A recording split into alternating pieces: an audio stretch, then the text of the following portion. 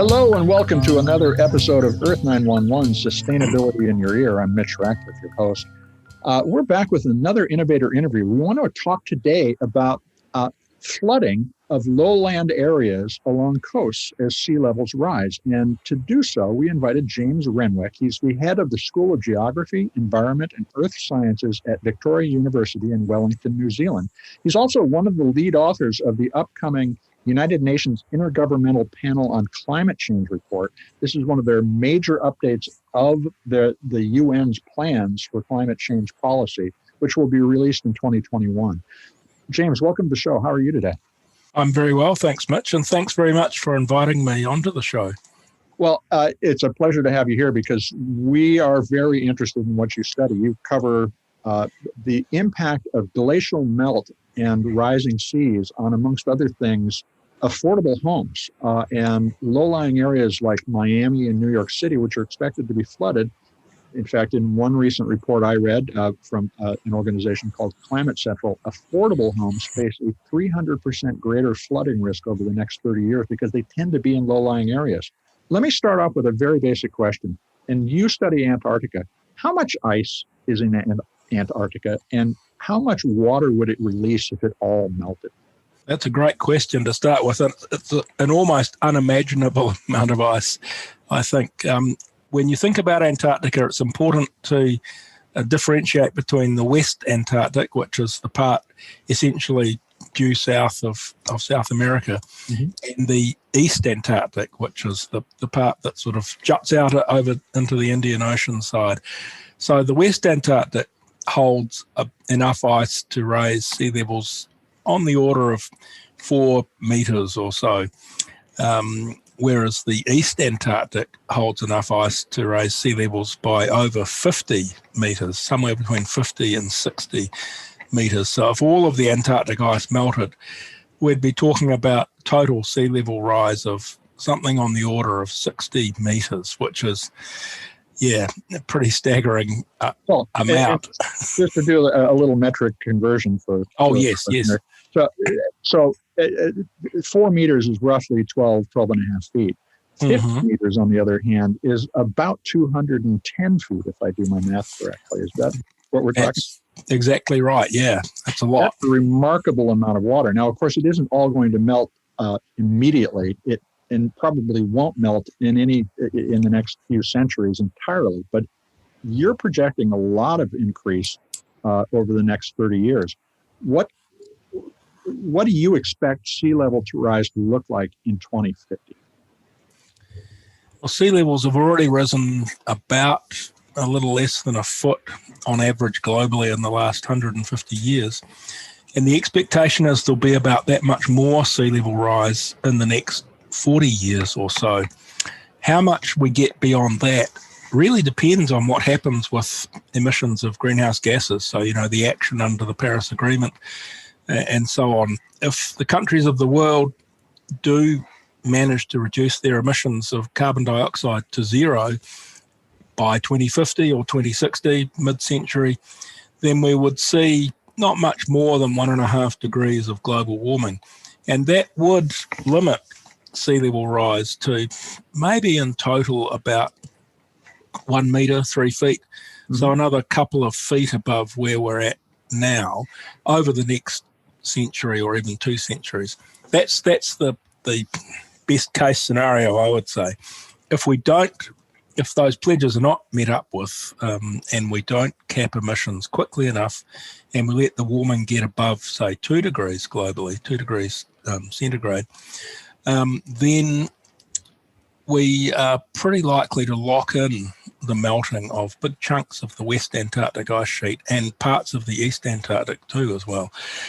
Like you were saying, it doesn't all melt over a weekend. It takes hundreds of years, but we might be committing the globe to several meters of sea level rise if we let warming get above about 2 degrees Celsius. I think that's an important point. The idea of committing the planet, and we're buying this reality for our grandchildren if we don't take action today. That's exactly right, and I wonder about if we get to a point where it's obvious from the observations of what's happening in Antarctica that we know this unstoppable melting has begun, I don't know what that would feel like. We would know that we have committed essentially all future generations to a different map of the world. 3 or 4 meters, like 10 feet of sea level rise would change the coastlines of an awful lot of countries, and the east coast of the US especially would be pretty hard hit. So I really hope we don't go there. I really hope that we can cap emissions quickly and stop the warming at well below 2 degrees. I think this prospect of several meters of sea level rise is one of the strongest arguments for really going hard on emissions reductions. Do you have a general sense of the financial cost of that kind of sea level rise, what you project over the next 30 years? Over the next 30 years, or even this century, if we get, somewhere between 1 and 2 feet more sea level rise from where we're at the moment, I'm not sure about the number globally. I know even for a small country like New Zealand, we're talking about billions of dollars of properties and infrastructure near the coast that would be affected. So if you look around the world, I'm sure it's in the trillions of dollars. And I know some of the low-lying places in the US, you already mentioned Florida, some parts of the coastal US and a number of other countries in Asia and so on would be very badly affected. So I'm sure it would be trillions and trillions of dollars, and actually millions of people who would be displaced or would be at least threatened with having to move away. Well, and I think that it's that potential movement of populations that is probably the scariest part of this scenario, because when you have people moving, you create conflict. Now, exactly, yeah. Now, when we let's think about 2050 a little bit, and I've seen projections with up to 37% of Lower Manhattan, which of course in and of itself is trillions of dollars in real estate, be flooded by mid-century. And of course, the city of Miami is already almost underwater at some times of the year when they have king tides. Can you describe what the East Coast would look like with a meter of sea level rise? That's a really great question. I don't have a map in front of me of what that would look like, but I know that a lot of the low-lying regions in Florida, especially, and parts of the east coast of the US would go underwater like completely every day, and there would be a lot of real estate that would be at risk of damage from coastal inundation. Like right now, we have this problem with what's called sunny day flooding. It can be fine weather, but just with a high tide, water starts coming up through the stormwater system and into the streets in some of the coastal cities up the east coast of the US. So with the kind of rises in sea level projected this century or even the next 30 years, may not change the actual coastline all that much, but it would put a large amount of the lower lying parts of the eastern US at risk. And I think it's really important to realise that we don't have to wait until a certain city or a certain part of a given state is underwater. I think things start to change much sooner than that. Once enough properties start to become damaged in a storm, or roads start to be eaten away, once the infrastructure starts to decay a bit, people are going to get the message and want to move away. And I think we might see movement of people out of some of these at-risk areas up the coast well before they actually go under the waves, as it were. Just one or two adverse events with winter storms and so on could trigger some quite large movements of population. And unfortunately, the way sea level rises, it doesn't rise equally all over the world. We talk about half a metre of sea level rise, 1 or 2 feet. That's the global average. But some parts of the world, the sea level rises only a little bit, and other parts it rises a lot more than the average. And unfortunately, the eastern seaboard of North America is one of the places where the rate of rise of sea level is quite a bit faster than the global average. So, Manhattan, New York, all of the coastal cities along the eastern seaboard and into New Orleans, the Gulf states and Florida are looking especially at risk in the northern hemisphere, actually. And let's talk a little about affordable housing, because, for instance, in Newark, New Jersey, where I've spent some time, a lot of lower income people live near the water, right down at sea level. Mm-hmm. How do you project the equity of the impact, or rather the inequity of the impact? Is this going to hit the poor harder than it hits the wealthy? Yes, it is. Almost inevitably it is. And that situation with affordable housing in the US is a real microcosm of the whole global situation. The less developed countries, the poorer countries, are the ones that are likely to suffer the most damage and the most adverse effects from climate change, not just sea level rise. And they're the ones that are least able to afford to protect themselves. So climate change has the potential to increase inequalities dramatically, both within countries and across the world. So let me ask you, let's turn to the question of the Paris Accords, which, of course, you're working on a follow-up report for the UN about. Have the Paris Accords changed the trajectory of climate change yet? The Paris Accord and those discussions under the United Nations Framework Convention on Climate Change have changed the conversation at a policy level quite dramatically. We're now 5 years past the actual setting up of that Paris Agreement, and global emissions of greenhouse gases have yet to start declining, which is really worrying. But we are at a point now where the policy conversation, the political conversation around the world has shifted an awful lot from where it was even 5 or 6 years ago. Some of the major emitters, China, Japan, South Korea, and so on, the UK, parts of Europe, are talking about zero carbon by 2050 and big reductions in emissions in the next 10 years, 10 years, which is quite remarkable considering where things were at a decade ago. No country was really talking about that kind of thing, not in those kind of serious terms.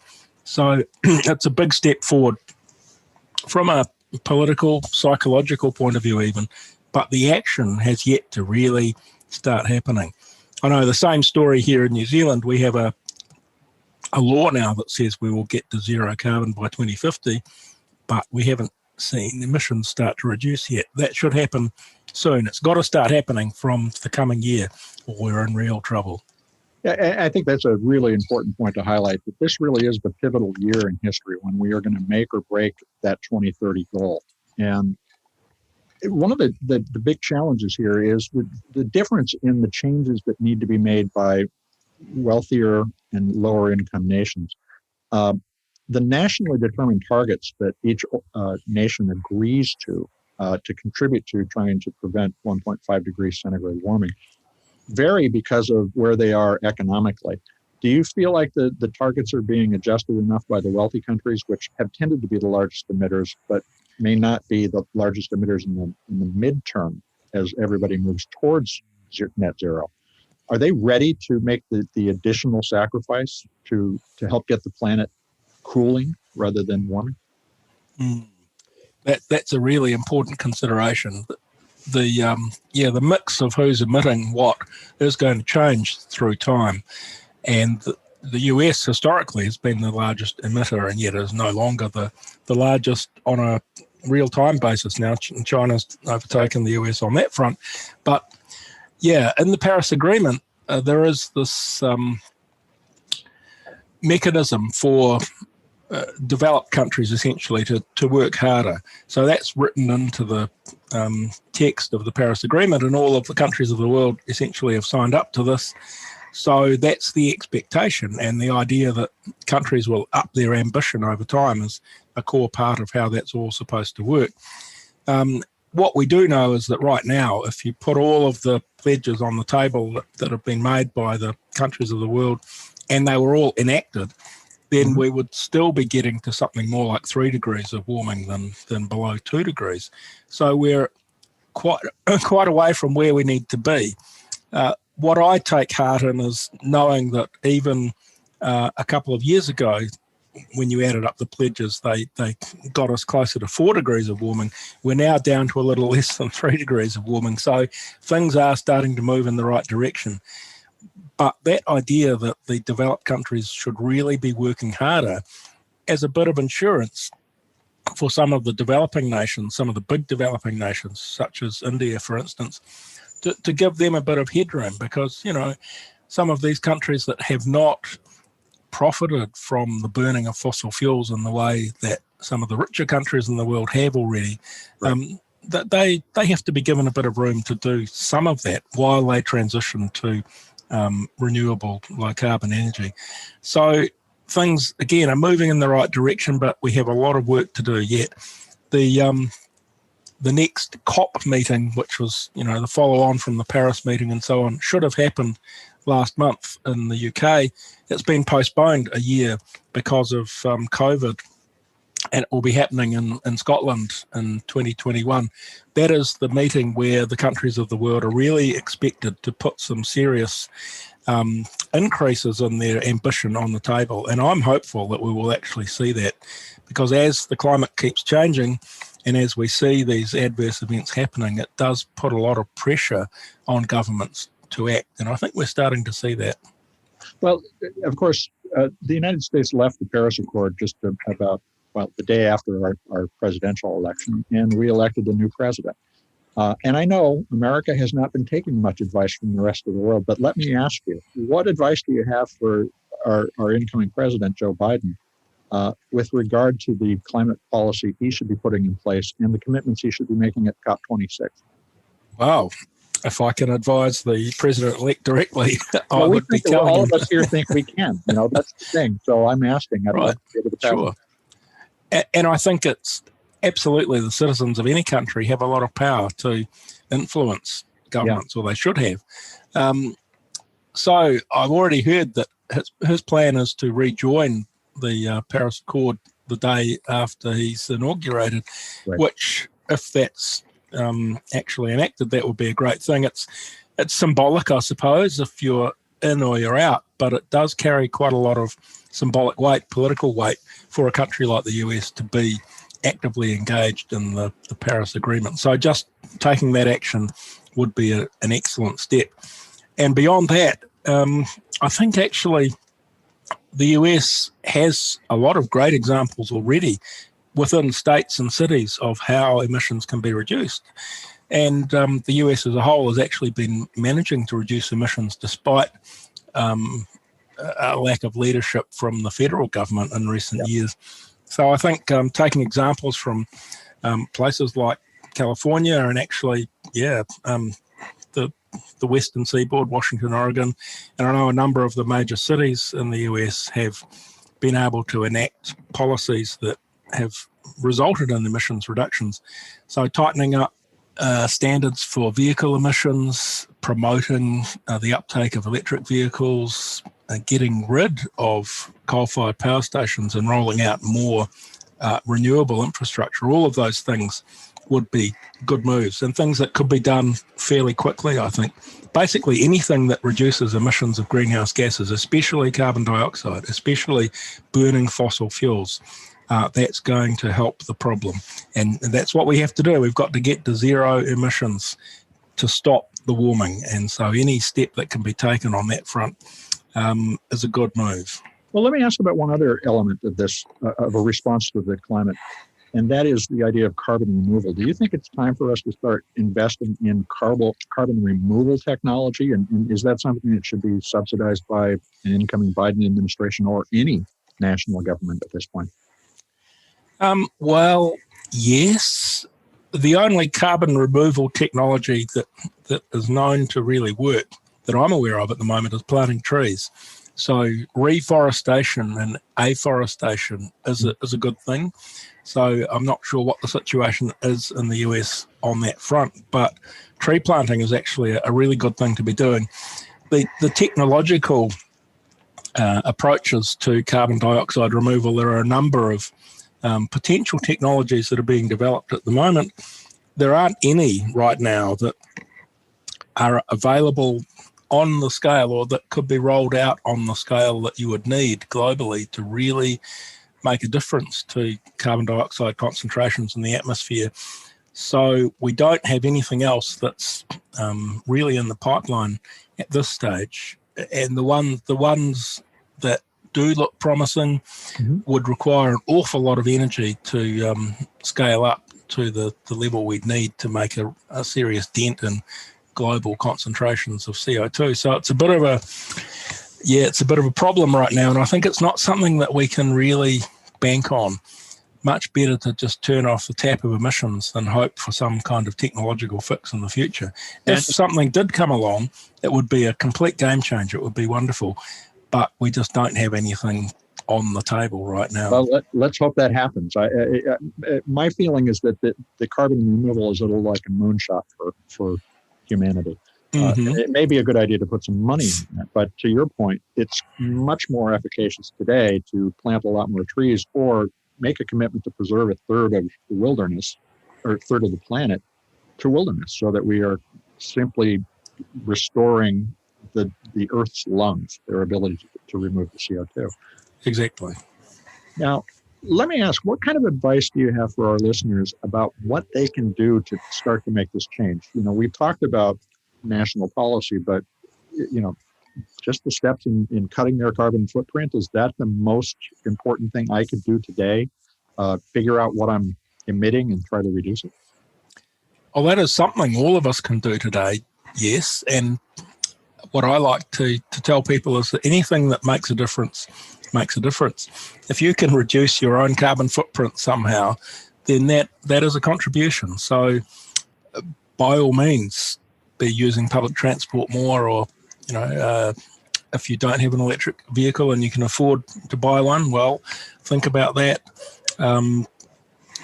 Neighbourhood electricity generation, your own solar panels, all of those things would reduce household and personal carbon emissions, carbon footprint. So those sorts of things are all very good things to be involved in, and restoration of wetlands and wild spaces, another really excellent thing to be doing.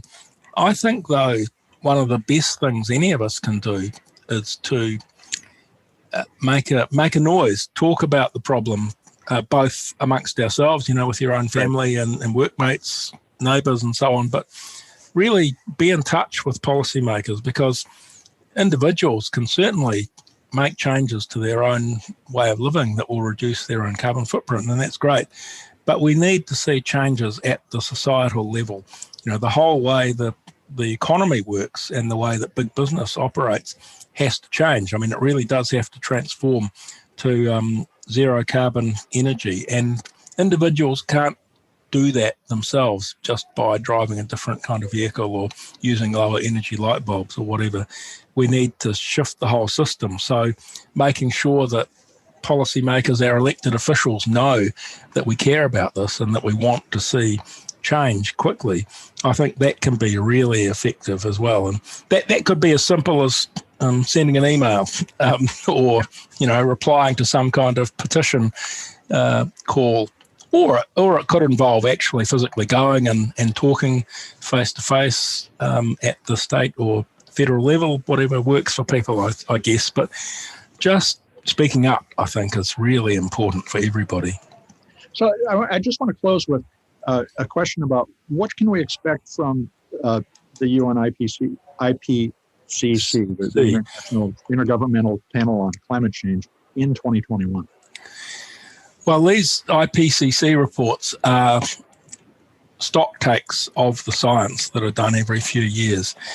And there's been a lot of development of the science in the last 5 or 6 years. We have had some IPCC reports quite recently, the so-called special reports, the one on 1.5 degrees of warming and on sea level rise and so on. But this next report coming out in 2021 is the big one, I guess. It surveys all of the science, all of the impacts, and all of the approaches to solving the problem. So I think some of the things that have come out recently that are worrying. I can't think of a lot of good news that's going to be in this report. The models that we use to simulate and project the future are getting better all the time. Of course, there's a lot of effort goes into those. And a number of the newest climate models that are used for this IPCC report show more rapid warming for an increase in carbon dioxide than the previous generations of models have shown. And I think a lot of that comes down to better simulation of clouds. Cloud effects have always been one of the major sources of uncertainty. And as we improve our understanding, what we're seeing is that cloudiness will change in a way that will actually increase the warming rather than decrease it. So we're seeing now the so-called climate sensitivity, that is, how much does the globe warm if you double carbon dioxide concentrations. That's gone from about 3 degrees, which has been the number for 40 years or more, and it's sort of inched up a bit to more like 3.5 degrees. And the very low sensitivities, like less than 2 degrees of warming for a doubling of CO2, are looking virtually impossible. So it's very likely that the kind of rapid warming we're seeing at the moment actually is likely to continue into the future. So that's a concern. And then this report that comes out in a matter of months will say that 1.5 degrees of warming, it's virtually baked in already, unless something very drastic happens in the next couple of years. So we are seeing rapid warming. We will see at least 1.5 degrees, I think, and we will see some of these thresholds crossed. The melting of the West Antarctic is maybe a little way away, but there's a lot of concern around the Amazon rainforest, and the dieback of that rainforest turning into a savanna kind of state is possible. It's happened in the past, apparently. The Gulf Stream has been slowing down and is unlikely to completely switch off, but it is likely to slow further, and that changes the whole distribution of how heat is transported into the high latitudes, and it would have regional effects on Western Europe and the east coast of North America. Maybe not drastic, but regionally it could lead to some local effects on rainfall and temperature and so on.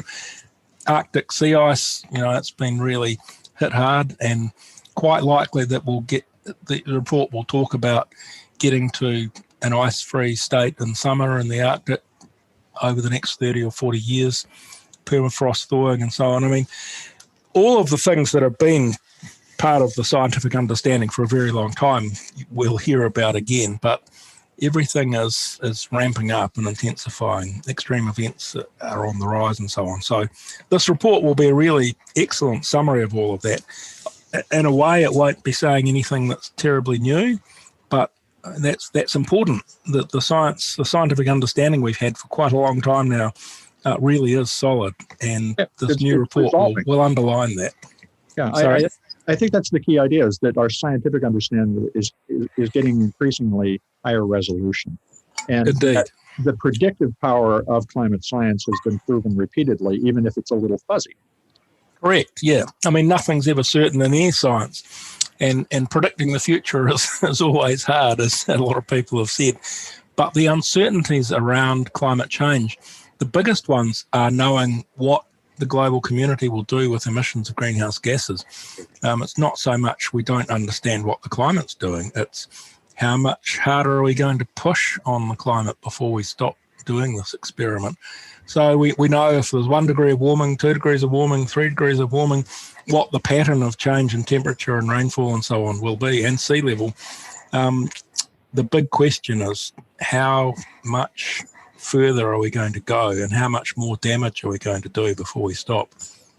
Well, James Renwick, I want to thank you for joining and talking with us. On the one hand, that was an incredibly depressing conversation. On the other, I think it is really important that we understand that we do understand the systems we're dealing with and better all the time.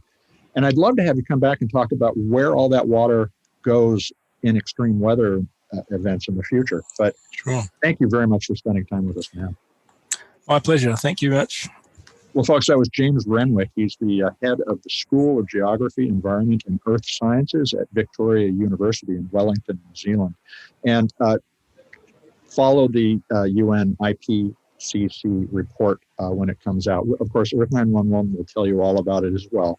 But It is so important that all of us understand what we are doing to our planet. This is Earth 911, Sustainability in Your Ear. We'll be back with another interview soon. And in the meantime, folks, take a moment and share this podcast with your friends. Let's get the word out. And remember, sustainability is a team sport, so let's pull together. And take care of yourself, take care of one another, and take care of the planet. We'll be back soon.